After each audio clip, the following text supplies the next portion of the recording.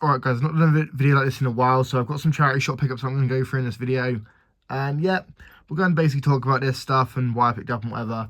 I don't usually do these sort of videos, but if you guys like this sort of video, then subscribe and I'll do some more and whatever. So let's start with obviously shorter. So I think in total I went to about 6 different charity shops, but I only bought from 3 of them because obviously only 3 of them had stuff I wanted. So first thing we got is a Hulk. A Hulk in his, Avengers suit from Endgame. This is for my nephew. My nephew's huge into, like, Marvel, and he also likes Batman, but he doesn't, not really a fan of DC stuff. But, yeah, I figured I had to get the Hulk, because obviously he loves the Hulk. The Hulk's one of his favourite characters. It's one of his top 3, alongside Iron Man and Spider-Man. But all kids love Hulk, Spider-Man, Iron Man. So that is obviously the first item we got. The second item we got was this. Plays and Cheats. Exclusive action replay PS2 codes. Now, this I saw, on a shelf in a shop called Oricon being like a jumble sale sort of thing. And I didn't really notice what it was until I saw the spine. So the spine obviously says this. Play and Cheats, action replay. I noticed it has obviously the issue number at the bottom. And I realised in the shop, like, hang on, that's a gaming related thing. So I figured I'd pick this up as well. I paid £2 for this, so not a bad get really. I don't know how much it's worth. I don't know if I overpaid, if that was worth it or whatever. Now, I've got a stack of 4 games I got from Oxfam. And these games, I did check before I bought them. On the CEX website, just to make sure I wasn't overpaying for them, because obviously I know some of these games are like the same price in CEX or more expensive or less expensive than CEX. So I just thought I'd double check that. So I'm going to start with obviously the bottom of the pile. We have Assassin's Creed 4 Black Flag Special Edition. They are doing a remake of this from what I've been told, so I'm assuming this game, it includes extra content, and funnily enough, it's not actually in English. All the back of it is well, besides the 5, half of it was, I think it was this one I picked up.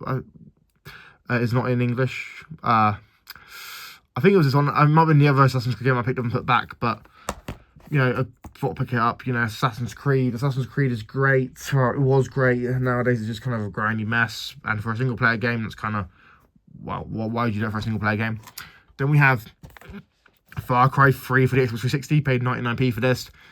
Is Far Cry 3. It's the best Far Cry game. Far Cry's not ever had a good game like this since. It's obviously the best game in the series. I had to pick it up, I had to grab it. It was 99p, and obviously I know it's backwards compatible as well, so I can play it on my Xbox One, or I can't play it on my Series S, because my Series S is digital only. But it's nice to have, obviously, and a game like that, because I remember playing that game as well when I was younger, and that was like one of my most fond memories of my Xbox 360 days. Now I also have a copy of Mario and Sonic at the Olympic Games. Obviously, this is on the Wii.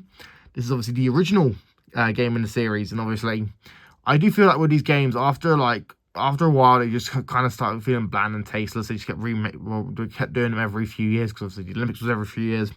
So I'm kind of actually glad the series ended, because I feel like the novelty of having Mario and Sonic in a game together is kind of worn off over the years. Because obviously you had Mario and Sonic, you had obviously Smash Bros. Like, it doesn't really feel relevant to really keep putting them in games together, especially when it's sporting games that have very similar, sports in every game, or they have the same sports. So yeah, this was £3. I figured, all right, this is one where it's got like the biggest difference between like what I paid in Oxfam and like what Sex charges for it. So CX actually sells it for £6, so I paid £3 for that. And this last one I kind of had to have, because obviously, it's based on an animated film that a lot of people I know grew up watching. It's the film starred Robin Williams, and also this game is actually sealed. So here we have Robots. It's sealed on the PS2. Paid $1.99 for it. I just had to get it. It's a PlayStation 2 game. I have been working on building my PlayStation 2 collection. Obviously, I know Robots. I saw the film. It's good. It's an alright film. I know I have a lot of friends and that like that film.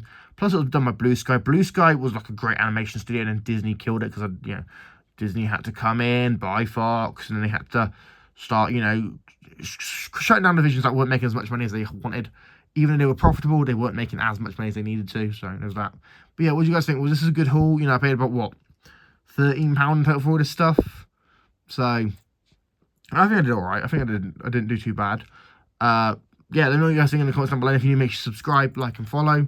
I'm trying to hit 1 billion subscribers. Any help is greatly appreciated. I've been EC, and I'm signing out. Peace.